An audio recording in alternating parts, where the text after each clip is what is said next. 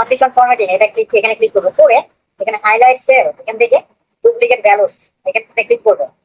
দেন হচ্ছে এখানে কি বলছে, light red fill with dark red, এখান থেকে আমি কালারটা এখানে এগুলো রেড টেক্সট, মানে হচ্ছে green will full fill with dark green text, আমি এটা সিলেক্ট করে দিলাম। দেন এখানে ফাইন্ড কি করবো, ডুপ্লিকেট, ডুপ্লিকেট ছাড়া ইউনিক ভ্যালু যে আপনি জানেন ইউনিক ভ্যালু এখানে সিলেক্ট করে দিতে পারেন। দেন আপনার ডুপ্লিকেট চাইলে ডুপ্লিকেট এখান থেকে ওকে। এখানে কোনো ডুপ্লিকেট নাই, ঠিক আছে, জাস্ট এইখান থেকে কয়েকটা কপি করে এটি এন্ট্রি করে দিচ্ছি। দেখেন এখন হচ্ছে সব এগুলো কিন্তু সিলেক্ট দেখ, তো আমি যেটা সিলেক্ট করলাম ওইটা কিন্তু এখন শো হচ্ছে। এটাকে জাস্ট কালারটা একটু চেঞ্জ করে দিই, তাহলে আরো সুন্দর হয়ে উঠবে।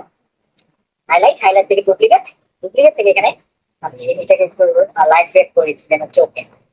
এখন দেখেন এটা রেড দেখা যাচ্ছে না, লাইট রেড।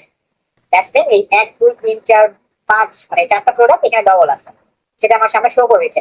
সো আপনার সামনে যখন হাজার হাজার ডাটা থাকবে, কোনো ডাটা ডবল এন্ট্রি হলো কিনা সেক্ষেত্রে নামের নামটা আপনার হচ্ছে ডবল হলো কিনা, তারপরে আপনার ফোন নাম্বারটা ডবল এন্ট্রি হলো কিনা, তারপরে আপনার হচ্ছে ইমেলটা ডবল এন্ট্রি হলো কিনা, প্রত্যেকটা সেল আপনি এভাবে চেক করে নিতে হবে। জাস্ট কি করবেন, আবার দেখাচ্ছি, সেলটা সিলেক্ট করে নেবেন। দেন কন্ডিশন ফরম্যাটিং থেকে হাইলাইট সেল, হাইলাইট সেল থেকে হাইলাইট সেল রুলস, মানে এখান থেকে একদম লাস্টের ডুপ্লিকেট ভ্যালু, ডুপ্লিকেট ভ্যালু থেকে এখানে ওকে।